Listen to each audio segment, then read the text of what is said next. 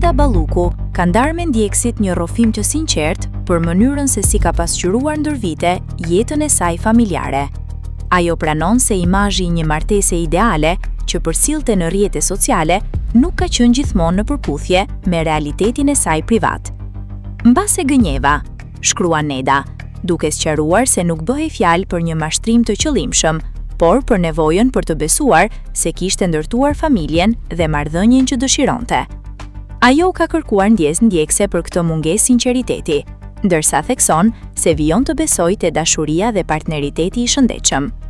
Neda dhe Ugreni u njohën në vitin 2010 në Big Brother Albania dhe u martua në vitin 2015. Çifti ka 3 fëmijë.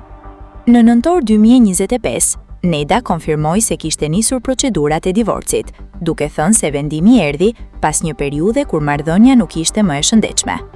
Në përfundim, ajo falenderoi ndjekësit për mbështetjen dhe dashurinë gjatë periudhës së vështirë pas ndarjes.